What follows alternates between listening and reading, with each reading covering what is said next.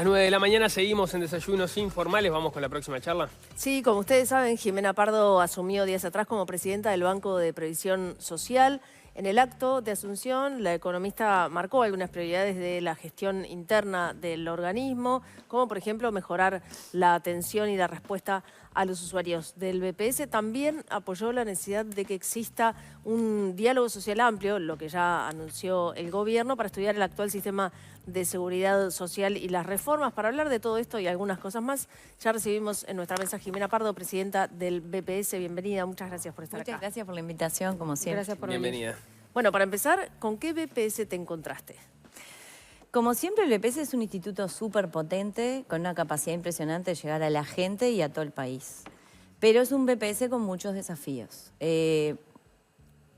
Uno básicamente externo y cuestiones como más para el periodo, digamos, que tienen que ver con el modelo de atención y la cantidad de demandas que estamos teniendo, en especial por un número creciente de expedientes atrasados, que si bien se han tramitado también más expedientes, pero se han ido acumulando más de los que se tramitan. Y esto es desde el 2021, o sea, no es que se generó por la reforma en particular previsional, que siempre es natural que haya un aumento de expedientes. Que esto igual ahora lo podemos hablar, eso es una línea de trabajo más para el periodo. Y después, obviamente, como siempre, temas urgentes que surgen, ¿no? En particular, un tema que nos ocupó desde el principio, que ya sabíamos que iba a quedar pendiente para resolver, que es la ley de reforma del 2023, estableció franjas de edades para que las personas reconozcan en su historia laboral servicios anteriores al año 1996. Y pasado ese plazo, no podrían, digamos, incluirlos dentro de su historia laboral. Ocurre que la franja que es 60 años y más, el plazo para ese reconocimiento está venciendo en junio de este año. Hicimos un relevamiento preliminar de cuántas personas eran. Mayores de 60 años tenemos 370.000. El público objetivo inicial son los que aún tienen actividad con el instituto, o sea, los que hoy tienen actividad con el instituto son 42.000.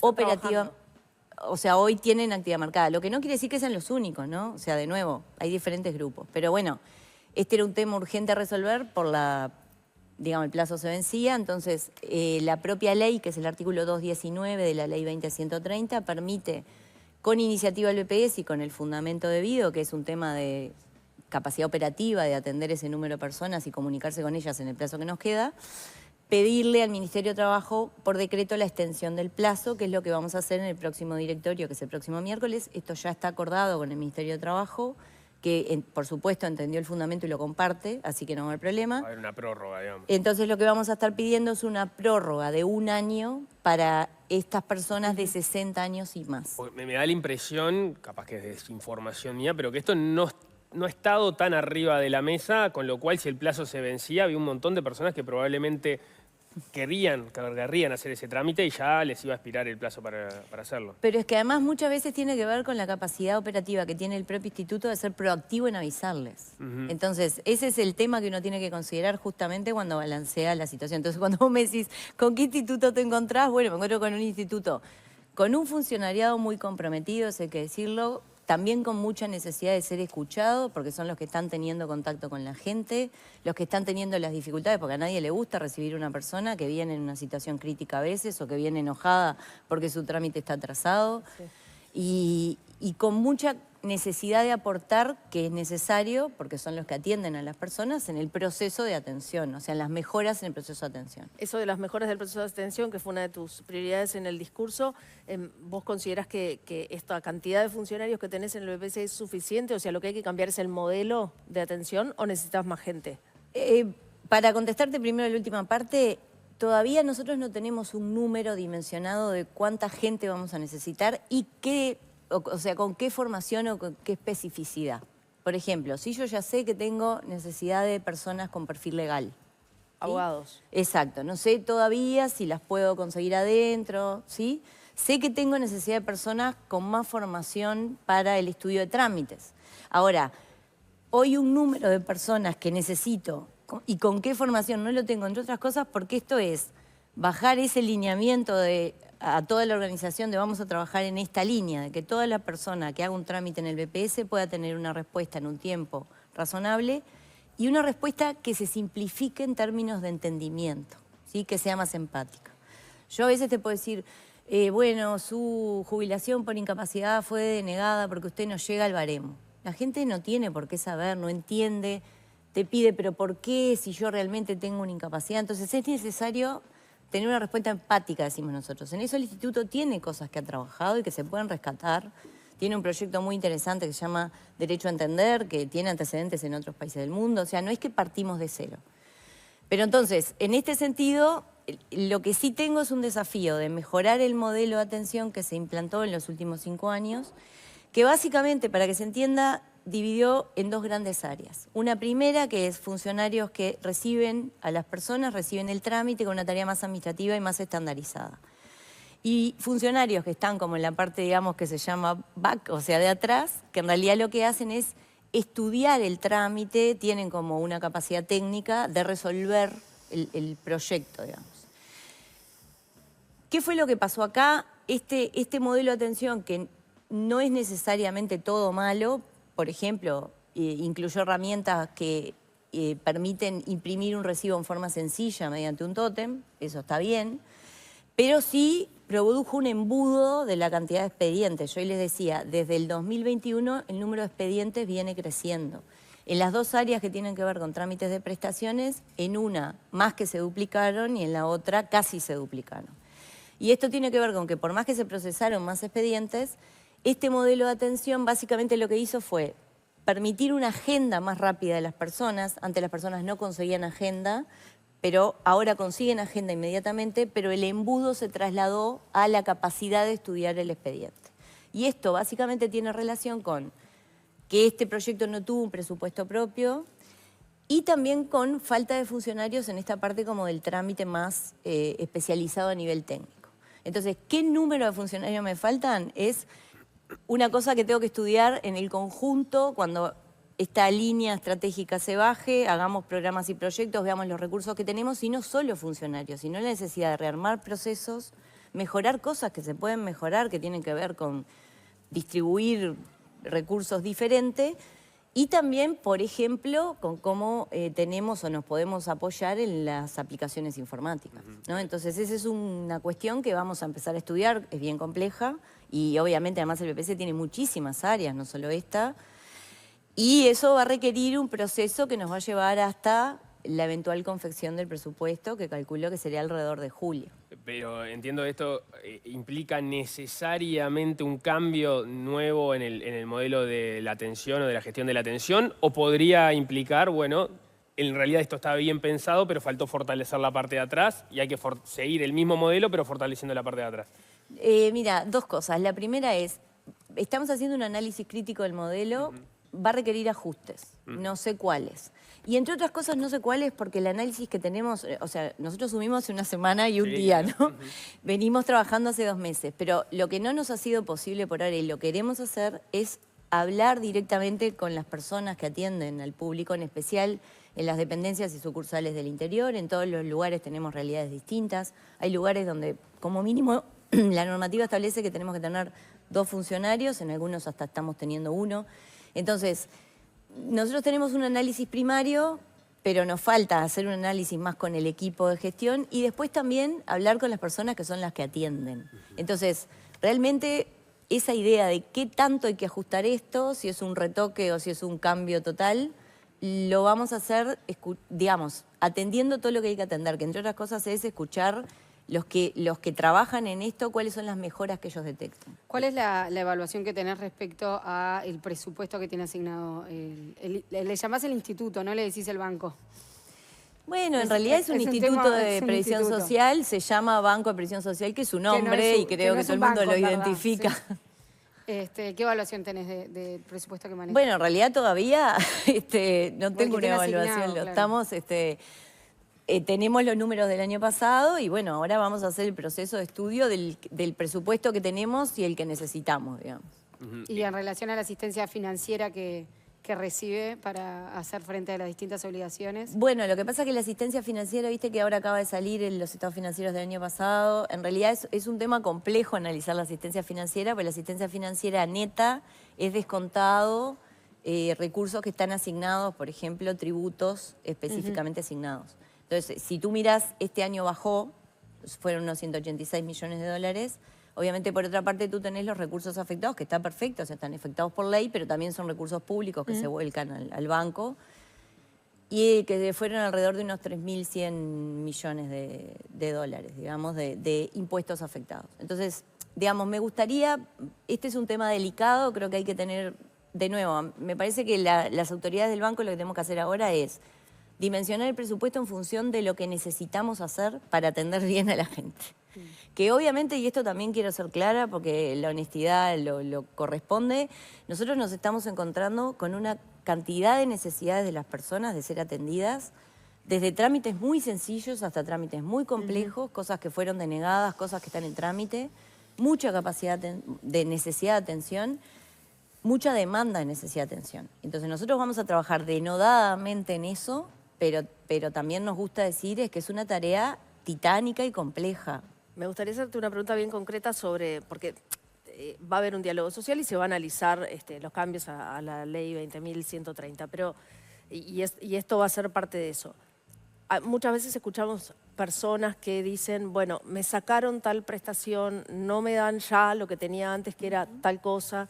¿Identificás en la ley vigente, por ejemplo, las pensiones por viudez, que también hubo modificaciones? ¿Alguno de esos puntos que necesariamente haya que cambiar para mejorar las prestaciones que la gente recibe? Sí, en realidad las demandas tienen que ver con todo tipo de trámite, incluso algunos es capaz que hasta están en la web. Es un tema de cómo el banco comunica a veces. Respecto al tema de lo que hay que cambiar en la ley, yo ahí realmente quiero ser respetuosa en términos de que el proceso de diálogo al que se comprometió el gobierno y el que se va a llevar adelante. Se acaba de crear por decreto la Comisión Sectorial de Protección y Seguridad Social, que está articulada y coordinada en el ámbito del OPP.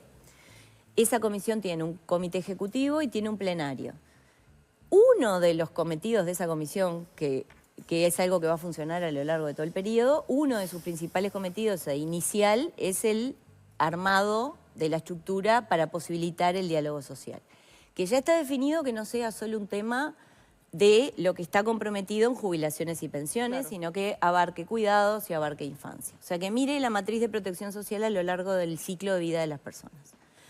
Entonces, el BPS, ¿cuál es el rol que tiene ahí? Se integra a través del comité ejecutivo de esa comisión y obviamente lo que tiene para aportar, y a mí como presidenta del BPS es lo que me cabe porque ya no opina Jimena Pardo, es todo su expertise en la Administración de Seguridad Social en Uruguay y todo el apoyo de sus equipos técnicos, que va a ser muy necesario en el proceso de análisis.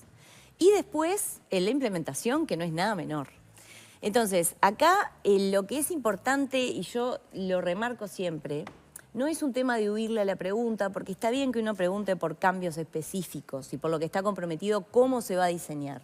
Yo lo que quiero dejar claro es los 4 directores políticos del BPS, porque los sociales tienen su propio cupo, digamos, sin ir por el BPS en el diálogo, estamos comprometidos en llevar adelante lo que se comprometió en el programa de gobierno. ¿Cómo se va a hacer eso? Bueno, depende de atender al proceso de diálogo, las demandas que vienen, los máximos acuerdos que se puedan alcanzar y luego, en función de cómo se diseñan esos cambios, rediseñar el todo. Porque uno, está bien, la gente quiere saber qué vamos a hacer con la edad, qué vamos a hacer con un aspecto específico, qué vamos a hacer con las pensiones. Pero el tema es que cuando uno toca eso, tiene que después, para guardar los debidos equilibrios, rediseñar todo. Y acá lo que es importante es que quienes tenemos responsabilidades de gobierno no estemos haciendo o llevando más confusión a las personas, introduciendo temas de cómo podría ser algo. Acá porque eso da incertidumbre, y no es buena la incertidumbre, digamos, ni para las personas ni en seguridad social, sobre todo con esta demanda que está habiendo de cambios, que ya hay confusión sobre si me lo sacó la ley o es que en realidad nunca tuve derecho, ¿no? Entonces, en ese sentido, la verdad te diría que las demandas no es un tema ya de la ley en sí, sino desde todo tipo y punto de vista. Personas, por ejemplo, que te dicen, bueno, llegué a esta edad, tengo 8 años de trabajo reconocidos, no tengo una situación de incapacidad declarada médicamente, ¿qué solución tengo? Bueno, lamentablemente hoy lo que tengo que decirle es legalmente ninguna. Es un tema para conversar, digamos, legalmente. Me queda claro que en la medida que el diálogo está para instituirse, no nos vas a adelantar mucho entonces sobre cuál es tu mirada sobre hacia dónde debe ir, más allá de que la estuviste conversando durante la campaña electoral, pero más allá del rol del BPS, ¿qué rol vas a jugar vos ahí? Porque más allá de que el instituto tenga elementos técnicos que aportar en esa discusión, vos tenés tu propia mirada sobre eso, incluso porque el programa del Frente Amplio se podría implementar de distintas maneras, ¿no? Entonces, vos ahí, ¿qué rol vas a jugar? El que entienda el directorio político del BPS que tienen que jugar. Porque yo cuando acepté este cargo, no, digamos, tenía claro que iba a un órgano colegiado, digamos, ¿no? Entonces ahí voy a actuar como presidenta del BPS. Nosotros vamos a hacer un proceso, de nuevo, el rol del BPS allí es participar del comité ejecutivo, no es el único órgano, y de nuevo, el comité ejecutivo lo primero que va a hacer es organizar el esqueleto para posibilitar el diálogo. ¿Qué cambios van a salir? Son los que se logren los mayores acuerdos. Entonces no van a ser ni los que diga Jimena Pardo, van a ser los que se logren los mayores acuerdos. Que entre otras cosas es escuchar a todos los que están en el comité ejecutivo, en el plenario, que está en el decreto, pero también incorporar a las organizaciones sociales, a la academia, a los institutos organizados de seguridad social especializados, etcétera. Pero entiendo yo, de lo que estás diciendo es, las ideas de Jimena Pardo sobre cómo debería ser una nueva ley de seguridad social no se van a volcar en el diálogo, en todo caso se van a volcar en el directorio del BPS, y en la medida que ahí reúnan cierto consenso, o sea, la pelea política, si se quiere, de Jimena Pardo va a estar ahí adentro, bueno, saldrán como posición unánime del BPS. Sí, no necesariamente en el directorio del BPS, porque de nuevo, el BPS es un organismo colegiado que tiene 4 directores políticos, que sí respondemos al gobierno, y 3 directores sociales que a su vez en ese proceso de diálogo tienen su propio espacio. Entonces estamos analizando justamente, pero claramente nosotros los 4 directores políticos estamos manteniendo conversaciones y vamos a ver, digamos, claro, cómo concurrimos. Están comprometidos con el programa del Frente Amplio, pero no necesariamente tienen la misma mirada sobre... Pero no tenemos una mirada muy diferente. O sea, a ver, lo que está comprometido allí es lo que se va a hacer. Después hay varias alternativas para hacer lo que está allí, pero lo que se va a hacer es lo que está allí. ¿Qué vínculo tenés ahora con el sindicato del organismo? Esto te lo consulto particularmente porque Natalie Barber, secretaria general de la Asociación de Trabajadores de Seguridad Social, en diálogo con Radio Monte Carlo, dijo sentirse sorprendida con tu nombramiento por considerarte que no eras una persona que había estado a favor de la defensa de la seguridad social. No, la verdad que debo decir que bueno, muy bueno. O sea, nosotros tuvimos el otro día la primera reunión. O sea, a ver, acá nosotros nos encontramos con un organismo con muchos funcionarios muy comprometidos, han sostenido el organismo en estos años, son los que atienden a la gente. Quienes representan a los funcionarios es ATSS, que es su gremio, y nosotros vamos a mantener un diálogo fluido con ellos. Vamos a reinstalar el órgano bipartita y el otro día tuvimos una primera reunión de presentación, digamos, los 4 directores políticos con la directiva del sindicato, y fue una reunión muy buena. En titulares, digamos, ellos nos transmitieron sus inquietudes y básicamente en titulares son las mismas que tenemos nosotros. Nosotros tenemos mucha necesidad de reconstituir la carrera funcional a través de la realización de concursos. Ellos lo comparten, hay que redimensionar y rediscutir el estatuto, digamos, o el reglamento de concursos, pero es una cuestión común. La necesidad de capacitación en muchos aspectos. Por ejemplo, el año pasado hubo una modificación en lo que tiene que ver con el aspecto administrativista de los recursos. Se capacitó a los letrados del instituto, no se capacitó a los funcionarios que son los que atienden. Este tipo de cosas parecen de lo más razonables. En esa reunión fluyó mucho el diálogo. Ya tenemos comprometido para la semana que viene, les presentamos a quien nos va a representar en esa bipartita, que no voy a hacer yo, y tenemos comprometido ya comenzar ese ámbito en la semana que viene. Así que no, en ese sentido va a ser muy bueno mi esposo también se asombró, ¿eh? No es que no fue la única asombrada. De todas formas, hablando del tema de los trabajadores, bueno, es notorio que vos tuviste una postura ante el plebiscito de la seguridad social, los trabajadores de la seguridad social tenían otra, y ante el diálogo social que se viene, ¿cómo esperás que se dé ese vínculo, si querés, o esa discusión? Porque los trabajadores probablemente vuelvan a poner sobre la mesa los 3 puntos que querían que salieran y no salieron. En el caso del directorio del BPS, la mirada es otra. Bueno, es que de nuevo ahí importa ver cómo se articuló el diálogo. El diálogo está coordinado por esta comisión que está en la órbita del OPP. No es el directorio del BPS el que va a tener esa discusión. Es en todo caso eso. Pero va a participar. Sí, pero de nuevo, los sociales en ese ámbito tienen su propio cupo, por llamarlo de alguna manera. Entonces eso no pasa por el organismo del BPS, ¿sí? Como ellos tienen su propio espacio, pueden plantear en ese ámbito lo que corresponda. Y en esto a mí me gustaría decir que la verdad es que yo nunca me tomo como personal nada que tiene que ver con diferencias, que son diferencias de ideas o de posturas. Me parece que son todas muy legítimas, ya lo habíamos hablado de esto en alguna oportunidad. Me parece que en esto lo que importa si uno quiere construir y trabajar es mirar para adelante. Y yo la verdad que lo que vi el otro día en la reunión es un entendimiento total de que lo que tenemos que construir es un mejor instituto. O sea, ellos también, como representantes de los funcionarios, están desesperados con gente que está estresada, con problemas de salud, porque todo esto a la gente le llega. O sea, cuando vos recibís personas con una situación complicada. Entonces, quedó bastante claro ahí que el ámbito bipartito y todo lo que tiene que ver con el BPS tiene un ámbito con nosotros y todo lo otro ellos tienen su espacio propio, que no pasa por la posición del instituto. ¿Se entiende esto? Sí. No sé si esta pregunta la podés responder, pero digamos, en todo lo que hemos aprendido sobre seguridad social en estos últimos años, está que básicamente el sistema tiene que mirar en tres dimensiones: la cobertura, la suficiencia y la sostenibilidad, ¿no? La cobertura, cuánta gente le llego; la suficiencia, cuánto pago; y la sostenibilidad, bueno, cuánto lo puedo sostener en el tiempo, esto así. La reforma del gobierno pasado se hizo para cuidar la sostenibilidad y fijó una trayectoria del déficit que era menor a la que iba a tener si no había reforma. Para vos, la discusión del diálogo social tiene que mantener más o menos esa sostenibilidad, ¿o se permite algún tipo de movimiento? Y por eso es que te digo que creo que hay que rediseñar todo, porque para poder equilibrar esas tres dimensiones, y la sostenibilidad financiera es una importante, pero también hay planteado en el compromiso estudiar, por ejemplo, temas que tienen que ver con lo que vos llamaste cobertura, que es cuántas personas se atienden. Este ejemplo que yo acabo de dar de una persona que dice, tengo 8 años, bueno, ahí hay una cosa planteada y un compromiso a estudiar. Entonces, ¿cómo se balancean después esas tres dimensiones? Es importante, porque además lo otro que te quiero aclarar es, el gobierno hizo una reforma inicial, después se realizaron modificaciones que no tuvieron sus estudios actuariales. Por ejemplo, la modificación, es un tema complejo, no me quiero meter ahora, pero la modificación posterior a la 20130 con un tema que se manejó mal en la ley y de hecho estaba en todos los informes técnicos que hicimos nosotros de la Comisión de Expertos, que tenía que ver con si se eliminaba la bonificación por la que se llama artículo 8, hacer algo con la distribución de aporte, que no se hizo nada y se dejó igual.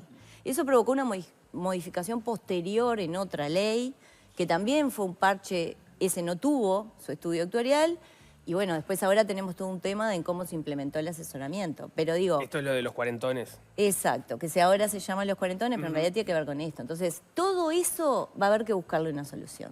Claro. Además porque tiene un plazo y en realidad el asesoramiento recién empezó a agendar El asesoramiento además se definió hacerlo vía digital, o sea, llega un mail. Obviamente eso le traslada a las personas una complejidad impresionante. Yo supongo a todos nos está pasando, los que más o menos trabajamos en esto, me llaman mis amigos y dicen, Jimena, ¿qué hago? Yo le quiero explicar, me dicen, no, decime qué botón aprieto. Claro, me quedo, me voy. Entonces, la verdad es que es un mecanismo poco adecuado. Claro, eran 98.000 personas, entonces...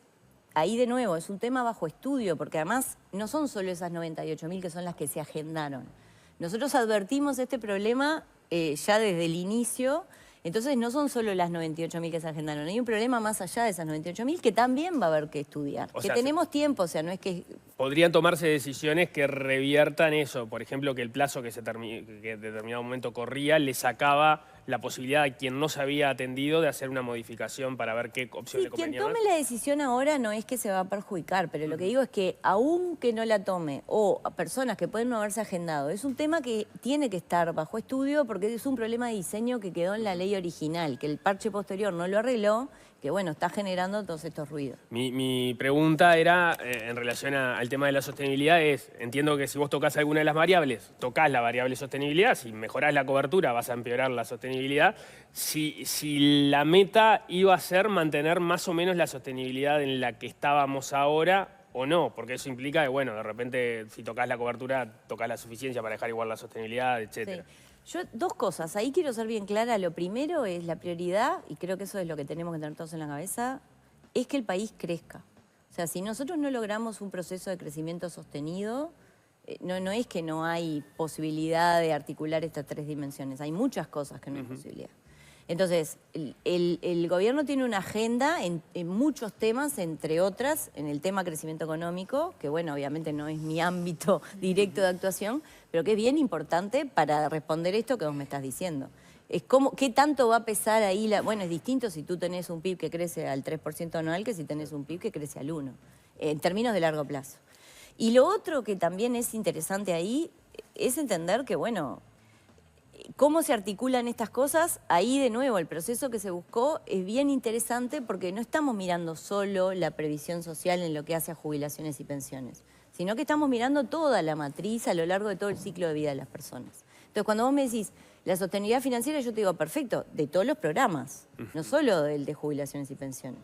O sea, ese fue también parte de lo que nosotros entendíamos en su momento y ahora se rescató, que es que hay que dar estas miradas en estos momentos de los países donde hay cambios abruptos en los procesos de trabajo, en los procesos de estudio. Y bueno, estas matrices de protección social tienen que estar más articuladas. Entonces, discutir los temas partidos no es lo más adecuado. Me queda una pregunta para el final, que es el tema de la caja profesional y todas sus dificultades. ¿Y qué pasa con esta propuesta de que el IAS salga del BPS y pase a la caja profesional? Quiero saber cuál es tu opinión. No te puedo dar una opinión porque el BPS no está teniendo un rol en la reforma de la caja profesional. Ahí hay un grupo, de hecho ustedes le hicieron una entrevista. Sí. Ahí hay un grupo de trabajo que, bueno, está trabajando Idoménico por el Ministerio de Trabajo y Seguridad Social, el MEF y la OPP, y son ellos los que se están encargando del tema y el BPS no está teniendo un rol en la reforma de la caja. Creo que esto es resorte más del Ministerio de Economía, pero a ver si me lo puedes responder. Dos puntos que han Viste sido que el BPS criticados. es eso lo que tiene. Sí, Cualquiera claro. te puede preguntar de cualquier cosa y vos tenés que estar No, pero ahí preparado. es plata que te tocan a vos, en realidad. No, O por sea, eso, lo que tiene el BPS es eso, que tiene tanta cosa con todo el mundo. Entiendo que los adelantos que se hacen de las jubilaciones y que hasta el periodo, no en el último gobierno, en los anteriores, en realidad terminaban computando como un aumento y porque, digamos, adelantos a cuenta de los ajustes del año siguiente. Esto capaz que los que no tienen jubilaciones no lo entienden, pero los jubilados seguro que lo están... Las mínimas. Las mínimas, exacto. Eran las unas jubilaciones mínimas. 160.000 personas.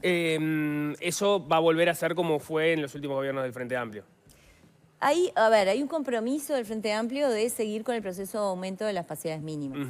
¿De qué forma se instrumenta eso? Es algo que se está conversando. Y se está conversando no solo a nivel del BPS, sino en un intercambio entre todos, ¿no? Articulado, como debe ser. Bien. Y lo otro es, parte de la discusión, a propósito de la sostenibilidad de las jubilaciones, tenía que ver con el suplemento solidario y cómo se ajustaba. Entiendo que ahora el suplemento solidario no es tan importante porque recién está empezando el sistema, pero hay una definición política de, bueno, el suplemento solidario se ajusta en relación al índice medio de salarios o al IPC. Nosotros en su momento fuimos muy críticos del tema del mecanismo de ajuste. Es algo que va a estar bajo análisis. O sea, si vos me preguntases qué van a hacer con ese ajuste de acá hasta que se haga el diálogo, es algo que también estamos conversando. Pero seguramente la cláusula específica que establece el ajuste va a ser algo bajo análisis, porque además, entre otras cosas, se le dio la misma redacción que se le da a la BPC, que puede ser poco adecuada para el tema del que estamos hablando. Jimena Pardo, presidenta del BPS, muchísimas gracias. No, por favor, gracias Muy a amable, ustedes. gracias por venir. Muchas gracias y suerte.